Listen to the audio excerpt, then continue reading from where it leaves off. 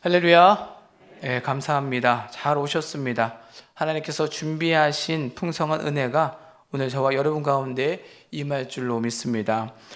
오늘은 우리가 잘 알고 있는 돌아온 탕자 이야기를 나누려고 합니다. 자세히 말씀을 드리지 않아도 대충은 아시는 이야기란 생각이 듭니다. 그래서 아신다는 전제하에 질문을 하려고 해요. 질문 한 두 가지 질문을 할 건데, 첫 번째 질문은 여러분은 첫째 아들입니까? 둘째 아들입니까? 1번, 나는 첫째 아들이다. 손 들어볼까요? 나는 첫째 아들이다. 꼭 드셔야 돼요. 2번, 나는 둘째 아들이다. 3번, 말씀을 들어야 알겠다.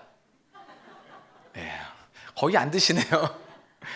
두 번째 질문이 있습니다. 두 번째 질문은 첫째 아들과 둘째 아들 중에 누가 아버지의 재산을 갖고 갔을까요? 1번 첫째 아들, 손 드셔야 돼요. 1번 첫째 아들, 2번 둘째 아들, 3번 둘 다, 4번 모르겠다. 답은 말씀을 들으면서 전달하도록 하겠습니다. 오늘 말씀의 제목은 즐거워하고 기뻐하는 삶입니다. 많은 사람들은 이제 삶의 행복을 추구합니다. 그러니까 행복하기 위해 삽니다. 즐거운 삶을 살기 원하고 매일매일 기쁜 일이 있기를 원합니다. 그래서 일도 하고 결혼도 하고 취미 생활도 갖습니다. 교회도 다니죠. 그런데 생각처럼 쉽지 않습니다. 즐거운 일이라고 기쁜 일이라고 선택했지만 시간이 지나면 즐거움과 기쁨이 전과 같지 않기 때문입니다. 누가복음 15장에 등장하는 두 아들 역시 즐겁고 기쁜 삶을 살고 싶었습니다. 즐겁고 기쁜 삶을 살기 위해 선택을 하는데 서로 다른 길을 선택했습니다. 한 아들은 아버지를 떠났고 다른 아들은 아버지와 함께 있었습니다. 그런데 두 명 모두 즐겁고 기쁜 삶을 살지 못했습니다. 그들이 걸어간 길에 무슨 일이 있었던 것일까요? 그럼 어떤 길이 즐겁고 기쁜 삶으로 가는 길일까요? 돌아오는 탕자 비유는 그 유명세만큼이나 누가복음 15장 전체에서 가장 길고도 복잡한 내용을 담고 있습니다. 이 비유는 죄인들과 아무런 거리낌 없이 한데 어울려 식사하는 예수님을 향해 바리새인과 서기관들이 비난을 퍼붓자 이에 대해 예수님이 자기의 변호를 위한 맞대응의 성격으로 말씀하신 것입니다. 15장 1절과 2절에 모든 세리와 죄인들이 말씀을 들어 가까이 나오니 바리새인과 서기관들이 수군거려 이르되 이 사람이 죄인을 영접하고 음식을 같이 먹는다 하더라. 바리새인과 서기관은 예수님을 비난합니다. 그 이유가 있습니다. 당시 중동 지역에서 유력자들이 다수의 가난한 자들을 부양하는 것은 명예로운 일이지만 그들과 같이 식사를 하는 것, 같은 식탁에서 식사를 하는 것은 자신의 명예를 깎아먹는 수치스러운 행위였기 때문입니다. 또한 바리새인들은 정결법 규례를 지키지 않는 사람들과 함께 식사하는 것을 철저히 금했습니다. 당시의 랍비 전승에 이렇게 기록되어 있습니다. 죄인과 교제한 사람은 토라 근처에도 오지 못하게 하라. 죄인을 먹이는 것은 칭찬받을 만하지만 죄인과 함께 식탁 교제를 하는 것은 철저히 금하라. 비록 그것이 그 사람을 하나님께로 인도하려는 목적이라 할지라도 악인과는 절대 식탁 교제를 하지 말라. 예수님은 공생애 내내 당시의 종교적 주류인 바리새인들의 기준으로 볼 때 금해야 하는 사람, 최소한 꺼려야 하는 사람들과 함께 식탁 교제를 나눴습니다. 예수님이 함께한 세리와 죄인들은 바리새인들이 정한 종교적, 사회적 경계를 벗어난 사람들이었기 때문입니다. 이것을 충분히 알고 있음에도 불구하고 예수님은 이들과 계속 교제를 했습니다. 왜 교제하셨을까요? 예수님은 잃어버린 자들을 찾고 싶었습니다. 그것이 예수님의 사명이었기 때문입니다. 거기에 서기관과 바리새인들에게는 잃어버린 즐거움과 기쁨의 삶을 어쨌든 깨닫게 하고 싶었습니다. 사랑하는 성도 여러분, 예수님께서 이 탕자 비유를 통해서 우리에게 주시고자 하시는 즐거움과 기쁨의 삶은 무엇일까요? 오늘 말씀을 통해서 잃어버린 삶의 기쁨이 회복되는 저녁이 되시기를 주님으로 간절히 축원합니다. 누가복음 15장 11절에서 예수님의 세 번째 비유, 우리가 알고 있는 돌아온 탕자의 비유가 시작됩니다. 또 이르시되 어떤 사람에게 두 아들이 있는데, 오늘의 이야기는 어떤 아버지와 두 아들의 이야기입니다. 어느 목사님은 이 두 아들에 대해서 별명을 이렇게 지었습니다. 돌탕과 집탕. 뭘까요? 돌탕은 돌아온 탕자, 집탕은 집에 있는 탕자. 그래서 돌탕과 집탕으로 이렇게 구분을 했어요. 그러니까 아버지에게는 정상적인 아들이 없는 겁니다. 한 명은 돌탕이고 한 명은 집탕이기 때문에 대부분의 사람들이 돌탕 아니면 집탕입니다. 그러니까 저와 여러분 중에 돌탕 아니면 집탕이 여기 있는 것입니다. 그럼 저와 여러분은 어디에 속해 있을까요? 돌탕일까요? 아니면 집탕일까요? 말씀을 통해 스스로 자신을 돌아보는 시간이 되기를 바랍니다. 먼저 우리가 잘 알고 있는 돌탕, 돌아온 탕자에 대해서 말씀을 나누겠습니다. 둘째 아들은 스스로 자기의 기쁨을 얻고자 했습니다. 자신의 삶이 어떻게 하면 즐거움과 기쁨을 가질 수 있을까 고민했습니다. 그러다가 내린 결론이 무엇입니까? 그래, 기쁨, 행복, 즐거움은 돈이야, 물질이야. 돈만 있으면 자신의 삶의 기쁨과 즐거움이 넘쳐 흐를 거라는 생각을 합니다. 그는 돈을 얻기 위해서 아버지께 유산을 달라고 요청합니다. 15장 12절에 그 둘째가 아버지에게 말하되 아버지여 재산 중에서 내게 돌아 분깃을 내게 주소서 하는지라. 아버지가 그 살림을 각각 나눠 주었더니, 둘째 아들의 요구가 타당해 보일 수도 있습니다. 어차피 자기에게 돌아올 유산을 미리 당겨서 달라는 요청이기 때문입니다. 흔치 않지만 현대사회에서도 부모님의 살아 생전에 자식들에게 유산을 미리 주거나 또 자식들도 부모님께 유산을 미리 달라고 조심스럽게 요청하는 일도 있습니다. 하지만 이 1세기 유대인들에게는 둘째 아들의 요구는 불효막심한 행위였습니다. 베일리의 책 시인과 소장농에서 둘째 아들의 요구가 당시 사람들이 어떻게 비춰지는지를 기록한 내용이 있어서 소개합니다. 내용은 질문과 답으로 구성되어 있습니다. 이렇게 질문이 시작됩니다. 당신 마을에서 살아있는 아버지에게 유산을 요구하는 경우를 본 적이 있습니까? 결코 본 적이 없습니다. 누군가 그런 요구를 할 수 있다고 보십니까? 불가능합니다. 누군가 그런 요구를 한다면 무슨 일이 일어납니까? 물론 그 아버지는 아들을 죽도록 때릴 것입니다. 왜요? 그런 요구는 아버지가 죽기를 바라는 것과 같기 때문입니다. 위 내용을 바탕으로 둘째 아들 이 돌탕의 요구를 액면 그대로 표현하면 다음과 같습니다. 이런 충격받지 마세요. 이렇게 표현할 수 있습니다. 아버지, 나에게 필요한 것은 아버지가 아니고 아버지가 소유하고 있는 재산입니다. 저에게 돌아 분깃이나 주십시오. 아버지는 저에게 있어서 죽은 것이나 다름없습니다. 그러니 나에게 할당된 유산을 미리 물려주십시오. 아버지, 저는 아버지가 빨리 돌아가셨으면 좋겠습니다. 아버지는 제 장래 계획을 방해하는 걸림돌입니다. 장애물일 뿐이라고요. 여러분, 여러분의 아들이, 여러분의 자녀가 여러분에게 이런 말을 한다고 생각해 보십시오. 어떻게 하시겠습니까? 네, 반응을 안 하시네요. 죽든 살든 어떻게 하시겠죠. 더구나 당시 상속 절차에 따르면요, 이 둘째 아들은 3분의 1을 받는다고 합니다. 아버지 유산의 3분의 1을 받고 큰 아들은 3분의 1을 받게 되어 있다고 합니다. 그런데 아버지가 살아있을 때 상속을 받게 되면 다시 그 중에 3분의 1만을 받을 수가 있대요. 그리고 아버지가 유산을 물려주었다고 해도 아버지가 살아있는 동안에는 자식이 유산에 대한 소유권만 가질 뿐이지 처분권을 가지고 있지 않다고 합니다. 그러니까 둘째 아들은 아버지의 유산의 총 얼마를 받을까요? 네, 9분의 1을 밖에 못 받습니다. 그리고 유산의 처분권도 없습니다. 그런데도 아버지 유산을 달라라고 억지를 부린 것이죠.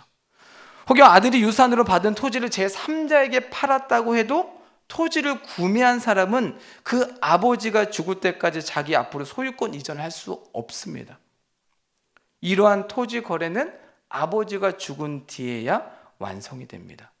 이런 것을 알고도 아들이 재산을 요구하는 것이죠. 만약에 그 재산을 팔았다면, 9분의 1을 팔았다면 제값을 주고 팔 수 있을까요? 못 팔겠죠. 더 적은 수밖에 없겠죠. 무엇 때문에 이런 요구를 한 것입니까? 즐거움을 찾아서, 행복을 찾아서 떠나기 위해 돈이 필요했기 때문입니다.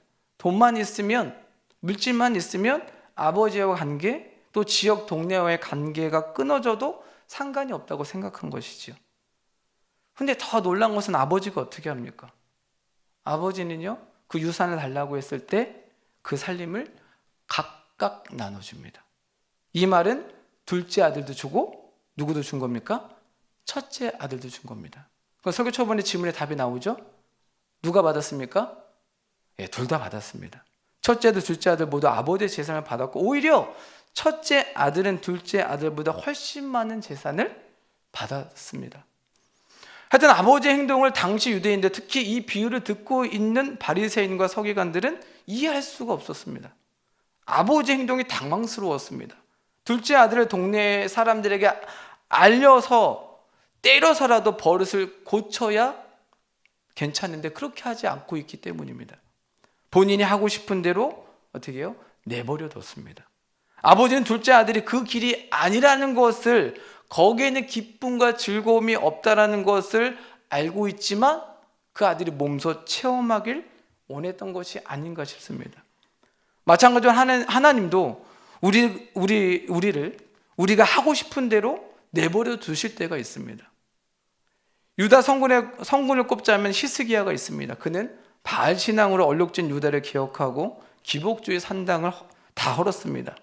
그런데 그의 아들 므낫세는 왕이 되자 바로 산당부터 다시 세웠습니다. 믿음하고는 상관도 없는 북이스라엘의 아합의 행위를 따라서 바알을 숭배했습니다. 왜 그랬을까요? 돈 때문이었습니다. 돈이 좋아서. 아버지의 신앙을 철저히 배신하고 풍요의 신 바알을 섬기면서 자신의 자녀들까지도 우상의 제물로 불살라 버렸습니다. 여러분, 기가 막히지 않습니까? 우리의 모든 갈등의 배후에는 이 돈, 항상 물질이 있습니다.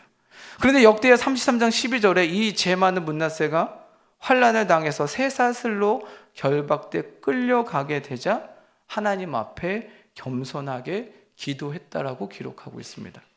므낫세가 왕의 자리에 있을 때는 돈 좋아하고 자녀를 우상 삼고 온갖 죄 다 짓고 살다가 포로 신세가 되어 잡혀가니까 그제야 여호와께서 하나님이신 줄을 알게 된 것이죠. 육이 무너져야 영이 세워진다는 말씀이 그래서 진리인 줄로 믿습니다. 둘째 아들도 이 므낫세와 같은 경험을 합니다. 처음에는 이 많은 돈 때문에 인생이 확 풀릴 줄 알았을 것입니다. 그러나 몇 대를 이어 쌓아온 재산도 말아먹는 것은 어떻게 해요? 순식간입니다. 둘째 아들 역시 얼마 가지 못해서 그 모든 재산을 다 날려버리고 맙니다. 허랑방탕으로 쫄딱 망했습니다. 심지어 어디까지 내려갔습니까? 16절에 돼지 먹는 쥐염 열매로 배를 채우고자 하되 주는 자가 없었다라고 말합니다. 그는 결국 돈도 잃고 사람도 잃어버렸습니다. 돼지가 먹는 쥐염 열매조차 먹지도 못하는 꼴이 되어버린 것입니다. 이 돼지는 유대인들에게요, 불결한 동물의 차원을 넘어서 부정한 동물로 인식됩니다. 그러니까 유대인들의 성서 주석인 미드라시에도 이 돼지 치는 사람을 가장 저주받은 사람으로 묘사하고 있습니다. 예수님 당시 랍비 문헌과 탈무드에도 이 돼지와 관련된 부정적인 혐오스러운 표현이 지속적으로 등장합니다. 그런데 둘째 아들은 이 돼지치기로 끝나지 않고요, 이 쥐염 열매조차도 먹지 못하는 철저하게 무너진 삶을 살게 됩니다. 여러분, 이 쥐염 열매는요, 놀라울 정도로 내구성이 강해서 극심한 가뭄이나 곤충으로 인한 역병이 창궐할 때도 끄떡없이 버텨내기로 유명하다고 합니다. 그래서 지업 열매는 가난과 궁핍으로 먹을 것이 없는 가난한 자들의 이 최후 식량이었다고 해요. 지업 열매를 먹을 수밖에 없는 상황은 한 사람이 인생을 살면서 당하게 된 가장 혹독한 고난과 시련을 의미한다고 합니다.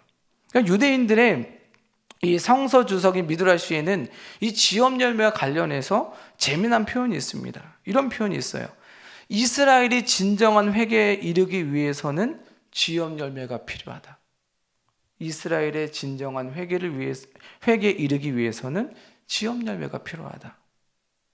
무슨 말입니까? 완전히 밑으로 떨어져야 회개한다라는 것이죠. 그런데 지금 둘째 상황의 아들은 이 지업 열매조차도 먹을 수 없는 상황이었습니다. 기근 중에도 들판에 부족함이 없이 널린 것이 지업 열매인데 기근이 얼마나 극심했으면 그마저 먹지 못하게 되었을까요? 그러니까 그는 결국 비참한 나락에까지 앉아 떨어졌던 것입니다. 이렇게 바닥을 쳐야 사람은 그때서야 올바른 생각을 갖습니다. 둘째 아들 역시 바닥을 치니까, 육체의 바닥을 치니까 그때서야 누가 생각났습니까? 아버지가 생각났습니다. 아버지께 한 행동이 잘못되었으면 깨달았습니다. 18절에 내가 일어나 아버지께 가서 이르기를 아버지 내가 하늘과 아버지께 죄를 지었사오니 자신의 죄를 깨닫고 아버지께로 돌아가기로 결심합니다. 그런데 그도 양심이 있는지 아들로는 갈 수 없고 품꾼으로 가야겠다는 마음을 갖고 아버지께로 돌아가죠. 다른 말로 하면 아버지께로 돌아가는 것, 바로 회개가 시작된 줄로 믿습니다. 사랑하는 성도 여러분, 우리도 둘째 아들처럼 살아가고 있을 수도 있습니다. 더 나은 행복과 기쁨을 찾기 위해 하나님을 떠나 사는 모습이죠. 완전히 교회를 등지고 사는 삶은 아니지만 더 나은 삶을 위해 더 많은 돈을 벌거나 더 나은 재미를 위해 하나님과 가까이 하는 것을 등한시하는 삶을 살아왔는지도 모릅니다. 그렇게 가는 것이 더 행복하고 더 즐겁고 더 기쁜 일이라고 생각했기 때문이겠죠. 근데 그렇게 가고 있어도 하나님께서 막는 일이 없으니 그 길이 옳다고 생각하고 계속 가고 있을지도 모릅니다. 하나님이 그냥 내버려 두셨다는 생각을 하지 못한 채로 말이죠. 하나님을 떠난 인생은 결국 지업 열매조차도 먹을 수 없는 삶을 경험합니다. 그때서야 다시 하나님께로 돌아가고자 하는 마음이 생기는 것입니다. 그러니까 다시 돌아올 수밖에 없는 일들이 우리 인생에 일어나고서야 다시 하나님께 돌아간다면 얼마나 그것이 비참한 삶이겠습니까? 둘째 아들이 그렇게 했습니다. 여러분 가운데 인생의 지업 열매조차도 먹지 못하는 상황에 계신 분들도 있을 수도 있습니다. 아니면 지업 열매를 먹고 있을 수도 있고요. 아니면 그 지업 열매로 가는 그 통로에 있는 분들도 있을 수 있습니다. 내가 하나님을 떠나 삶을 살고 있음에도 불구하고 잘 풀리니까 그 길이 맞는 듯이 가고 있는 분들도 있을지 모르겠습니다. 풀린다고 옳은 길이 아닙니다. 결국 마지막에는 바닥을 치게 됩니다. 중요한 것은 우리 안에 지업 열매가 보인다면 하나님께로 돌아오라는 신호인 줄로 믿습니다. 회개하라는 신호이죠. 돌아와야, 회개해야 다시금 즐겁고 행복한 삶을 살 수 있다는 것을 우리에게 깨닫게 해주시는 하나님의 신호인 줄로 믿습니다. 둘째 아들 통해 우리는 회개가 무엇인지를 깨닫게 됩니다. 회개는 가던 길을 멈추고 하나님께로, 아버지께로 다시 돌아가는 것을 말합니다. 이제 그만 가던 길을 멈추고 아버지께로, 하나님께로 돌아오는 저와 여러분이 되시기를 주님의 이름으로 간절히 축원합니다. 두 번째로 볼 인물은 첫째 아들입니다. 여기에 모인 성도님들 가운데 둘째 아들보다는 첫째 아들에 속한 분들이 더 많지 않을까라는 생각이 듭니다. 왜냐하면 첫째 아들은 뭡니까? 집탕이잖아요. 다른 말하면 교탕이죠. 이해되시죠? 교회에 있는 탕자. 그죠? 네.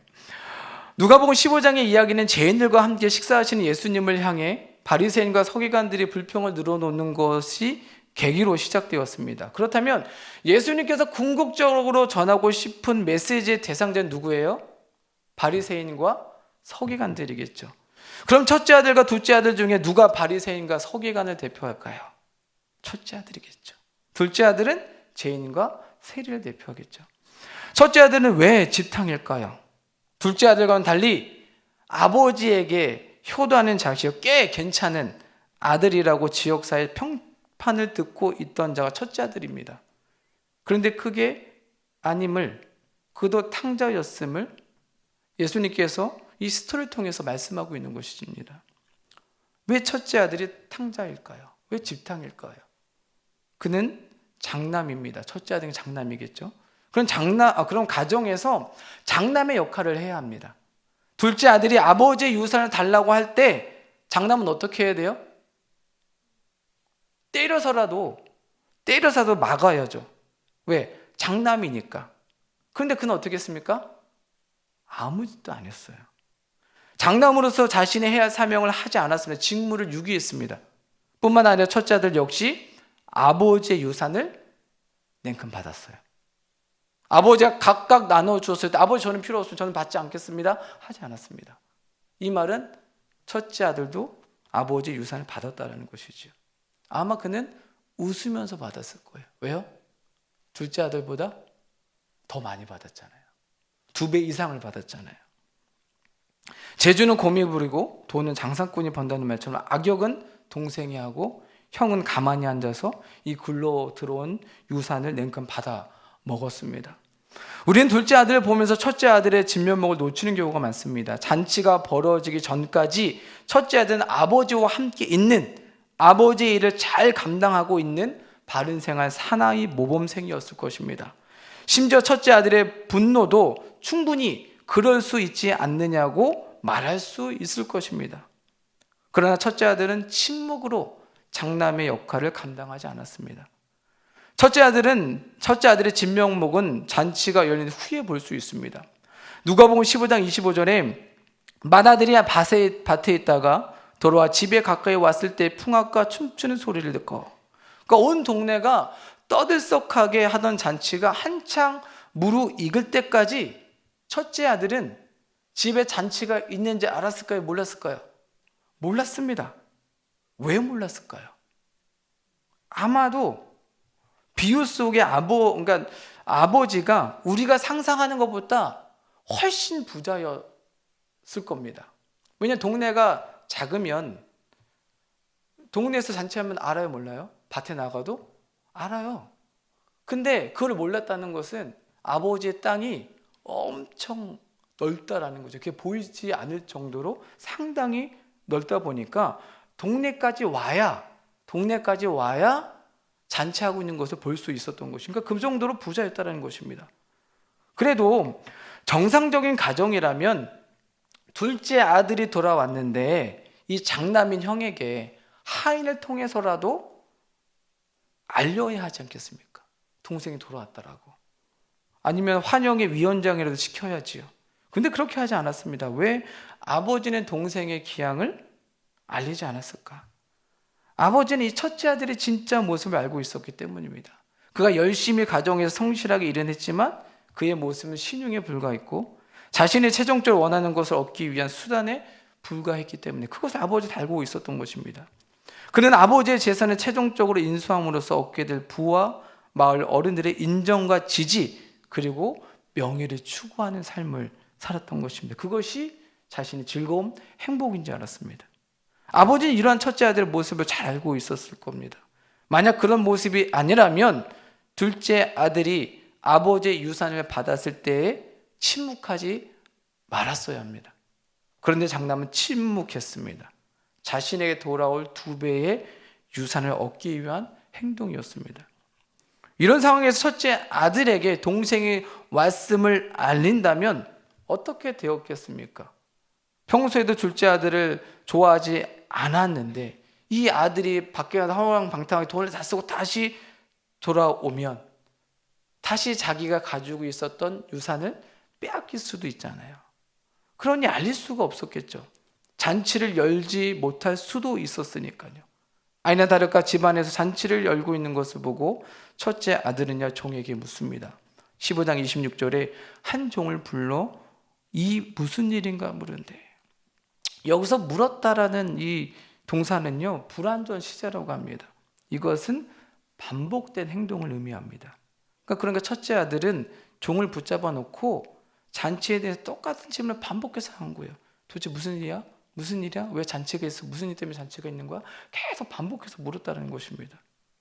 그 말에 27절 이렇게 대답합니다. 대답하되 당신의 동생이 돌아왔음에 당신의 아버지가 건강한 그를 다시 맞아들이게 됨으로 인하여 살찐 송아지를 잡았나이다 하니.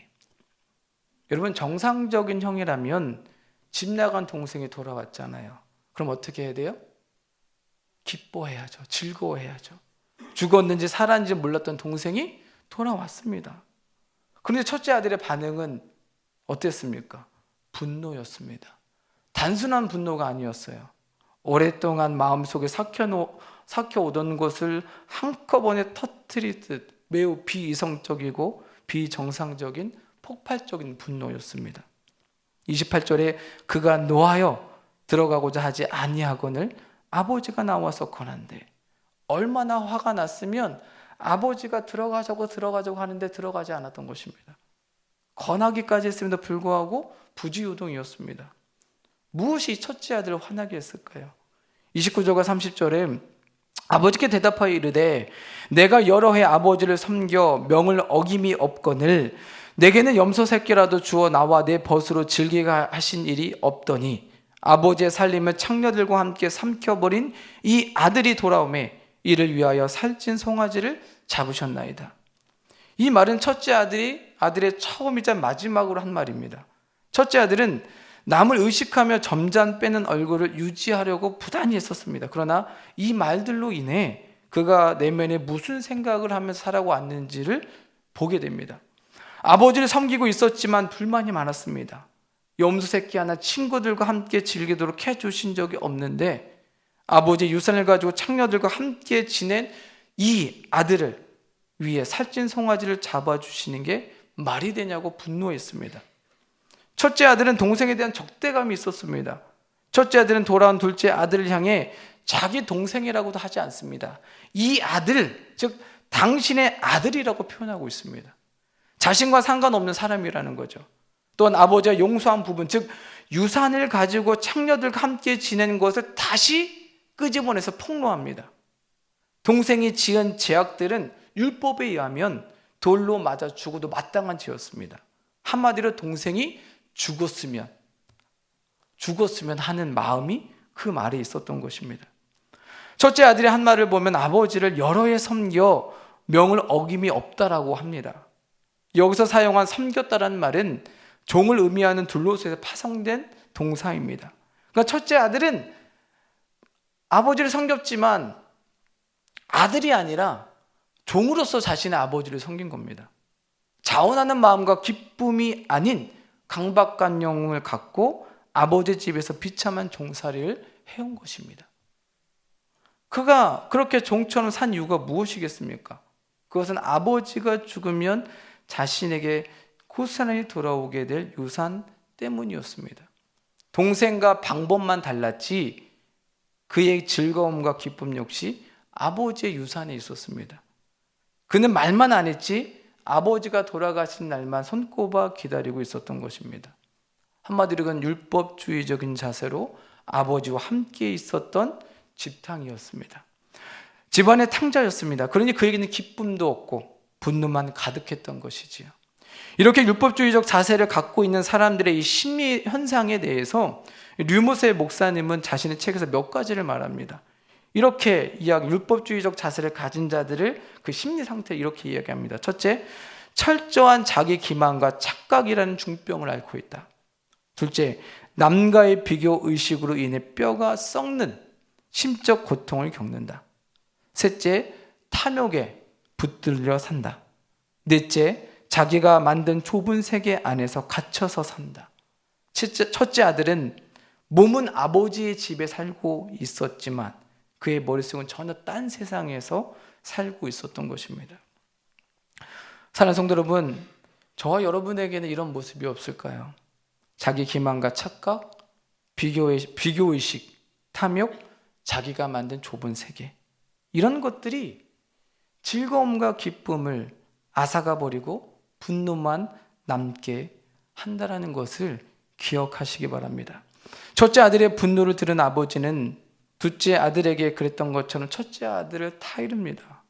15장 31절에 아버지가 이르되 너는 항상 나와 함께 있으니 내 것이 다 내 것이로되. 흥분한 첫째 아들 향해서 호칭을 얘야, 얘, 이렇게 이야기합니다. 이 호칭은 친밀감과 애정을 담고 있습니다. 첫째 아들로 인한 아버지의 고뇌와 슬픔이 담겨 있는 단어이기도 하죠. 자신을 종으로 여긴 첫째 아들 향해서 얘야, 너는 종이 아니야. 너는 종이 아니라 내 아들이란다. 그리고 너는 내 아들이기 때문에 내가 가지고 있는 모든 것이 다 너의 것이란다 라는 말로 자신의 모든 재산이 첫째 아들에게 있음을 확인시켜줍니다.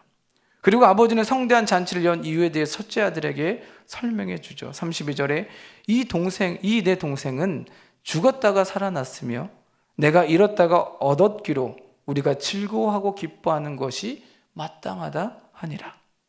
아버지께서 아들에게 원하는 것은 잃어버린 자를 다시 찾고 그것을 모두가 함께 기뻐하는 것입니다. 그러니까 누가복음 15장 전체 주제가 바로 이것입니다. 아버지는 분노에 찬 아들에게 잔치에 동참할 것을 다시 권하죠. 문제는 첫째 아들이 아버지의 권면에 어떻게 반응했는지에 대해서는 성경이 기록하고 있지 않습니다.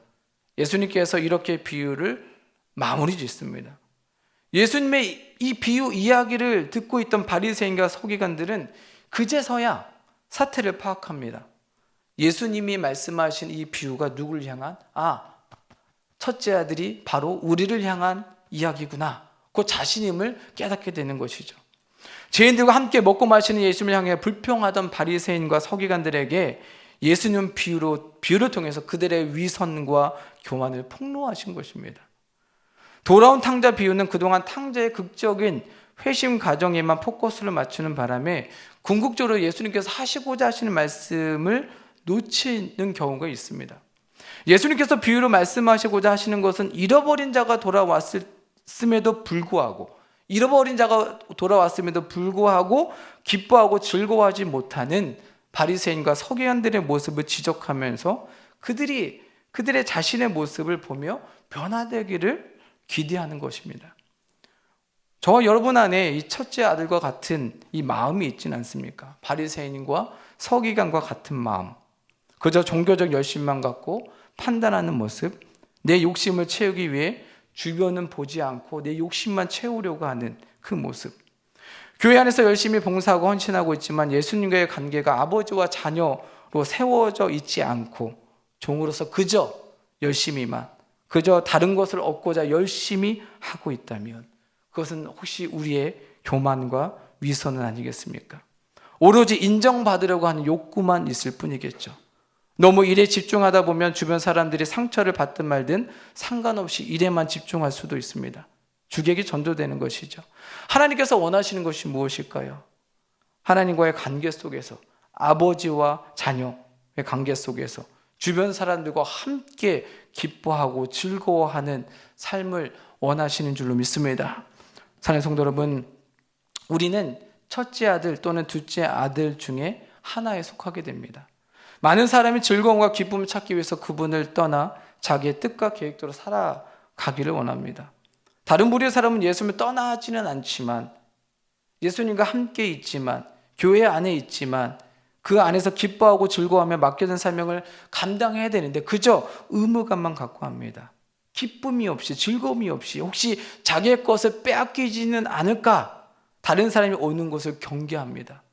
오로지 종교 생활로 그분에게 인정받고 싶은 마음만 있다 보니 내 안에 즐거움과 기쁨이 사라지는 것이죠. 그 안에는 분노만 남는 것이지요. 저와 여러분은 어디에 속해 있을까요? 이 돌아온 탕자 비유는 우리의 내면, 우리의 내면을 보게 됩니다. 바라기는 어느 유형에 속해 있든 우리 모두에게는 하나님의 은혜와 긍휼이 필요합니다. 하나님께서 부어주는 성령의 기름 부음이 있어야 우리는 거듭날 수가 있습니다. 바라기는 하나님께서 부어주시는, 우리에게 부어주시는 은혜와 긍휼로 저와 여러분들이 거듭나서 하나님께서 우리에게 주시고자 하시는 이 기쁨과 즐거움의 삶을 살아가는 그 은혜가 저와 여러분에게 있기를 예수 그리스도의 이름으로 간절히 축원합니다. 기도하겠습니다.